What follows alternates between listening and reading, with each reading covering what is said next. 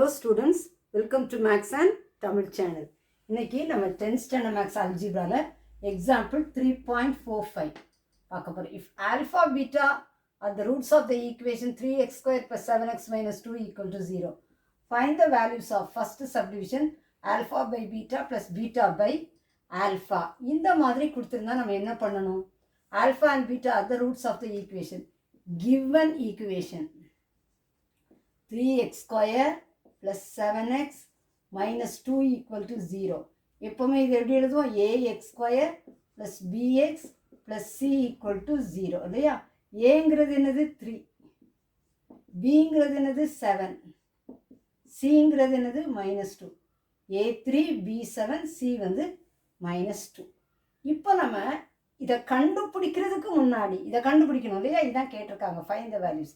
இதை கண்டுபிடிக்கிறதுக்கு முன்னாடி சம் ஆல்ஃபா அண்ட் பீட்டா அது ரூட்ஸ்னா இதனுடைய சம் கண்டுபிடிக்கலாம். ஆல்ஃபா ப்ளஸ் பீட்டா என்னது formula? Minus B by A. அப்போ மைனஸ் பி என்னது 7, ஏ என்னது 3, மைனஸ் 7/3. ப்ராடக்ட்னா ஆல்ஃபா பீட்டா, இதனுடைய ஃபார்முலா சி பை ஏ. புரிஞ்சுச்சாமா? சி என்னது மைனஸ் 2/, ஏ என்னது 3. இது எழுதுனதுக்கு அப்புறம் தான் இதே நம்ம கண்டுபிடிக்க முடியும். எப்படி? Alpha by beta plus beta by alpha. இப்போ பீட்டாங்கிறது வேற, ஆல்ஃபாங்கிறது வேற. அப்போ எல்சிஎம்மாக ரெண்டையுமே எடுத்துக்கணும். ஆல்ஃபா பீட்டா அப்படின்னு ரெண்டையுமே எடுத்துட்டா கிராஸ் மல்டிப்ளை பண்ணிக்கலாம். Alpha into alpha, alpha square plus beta into beta, beta square. ஓகேயா? ஆல்ஃபா ஸ்கொயர் ப்ளஸ் பீட்டா ஸ்கொயர்னு சொல்லி எழுதிக்கலாம். Alpha square plus beta square எப்படி எழுதலாம்? Alpha plus beta the whole square minus 2 alpha beta. இப்படி எழுதலாம். Alpha plus beta the whole square minus 2 alpha beta divided by alpha beta. Divided தான் இப்படி போட்டிருக்கேன், ஆல்ஃபா பீட்டா. இப்போ இதுக்கு வேல்யூஸை அப்படியே சப்ஸ்டியூட் பண்ணலாம். ஆல்ஃபா ப்ளஸ் பீட்டா என்னது சம், மைனஸ் 7/3 இதுக்கு போடுறோம். 7/3 the whole square minus 2. Alpha beta என்னது minus 2/3, minus 2/3 divided by alpha beta. Alpha beta என்னது மைனஸ் 2/3. இது minus 7 square 49/3 square 9. Minus into minus plus 2 2s are 4/3 divided by minus 2/3. இப்போ இது ரெண்டுக்கும் 9க்கும் 3க்கும் LCM எடுக்கிறோம். 9. ஓகேயா? 9ல் 9 எத்தனை டைம்ஸாக இருக்குது? 1 டைம் தான் இருக்குது.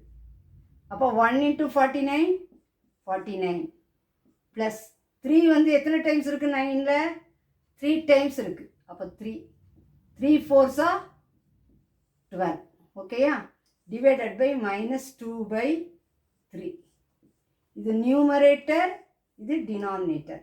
இப்போ 49 ப்ளஸ் 12 என்னது 61/9.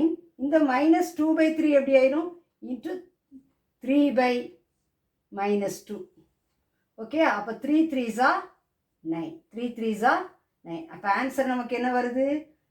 Alpha by beta plus beta by alpha. இப்போ என்ன வரும்? 61 டிவைடட் பை மைனஸ் 6. மைனஸை நியூமரேட்டரில் தான் போடணும். ஓகே? மைனஸ் 61/6 அதான் ஆன்சர். அப்போ alpha by beta plus beta by alpha நமக்கு என்னது? மைனஸ் 61/6. எப்படி கண்டுபிடிக்கணுங்கிறத சொல்லி கொடுத்துருக்கேன். தெளிவாக உங்களுக்கு புரிஞ்சிருக்கும். நம்ம செகண்ட் சப்டிவிஷன் நம்ம என்ன செய்யலாம்? பண்ணலாம். செகண்ட் சப்டிவிஷன் பார்க்கலாம். Alpha square by beta plus beta square by alpha. இதனுடைய வேல்யூவை கேட்டிருக்காங்க. இப்போ இதை என்ன பண்ணலாம்? பீட்டா வேறு, ஆல்ஃபா வேறு. அப்போ என்ன செய்யணும்? LCM alpha beta. இப்போ கிராஸ் மல்டிப்ளை.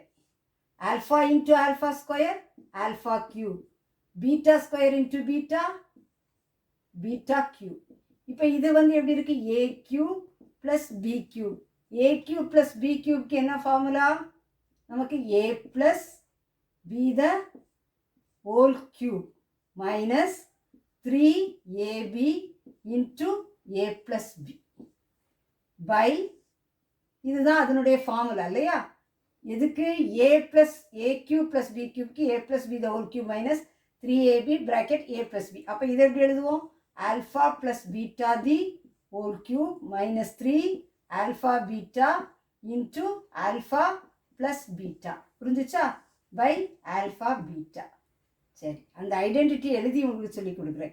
இப்போ alpha plus beta, alpha plus beta எவ்வளவு? Minus 7/3 the whole cube minus 3. Alpha beta என்னது? மைனஸ் 2/3. ஆல்ஃபா பீட்டா 3 மைனஸ் 3 எழுதியாச்சு, ஆல்ஃபா பீட்டா மைனஸ் 2/3 எழுதியாச்சு, ஆல்ஃபா ப்ளஸ் பீட்டா மைனஸ் 7/3. ஓகேயா? இதுக்கு அவ்வளோத்துக்கு எழுதியாச்சு. டிவைடட் பை ஆல்ஃபா பீட்டா என்னது? Minus 2/3.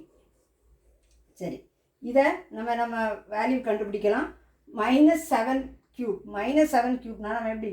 Minus 7 into minus 7 into minus 7, minus into minus plus, plus into minus minus. 7 7s are 49, 49 7s are 343. Divided by 3 cube, 3 3s are 9, 9 3s are 27. புரிஞ்சிச்சா? இப்போ இது minus into minus plus, plus into minus minus. ஒரு 3 cancel ஆயிடுச்சு. சைனை போட்டாச்சு. 2 into 7 14. Divided by நமக்கு என்ன வருது? டிவைடட் பை நமக்கு என்ன இருக்குது? 3 இருக்குது. என்ன இருக்குது? 3. டிவைடட் பை இங்கே மைனஸ் 2/3. தெளிவாக புரிஞ்சிச்சா? இப்போ 27க்கும் 3க்கும் எல்சிஎம் எடுத்தா என்னது? 27. சரி, இப்போ 27ல் 1 டைம் தான் இருக்குது. அப்போ 1 இன்ட்டு மைனஸ் 343 மைனஸ் 343. 3 வந்து 27ல் எத்தனை டைம்ஸ் இருக்குது? 9 டைம்ஸ் இருக்குது.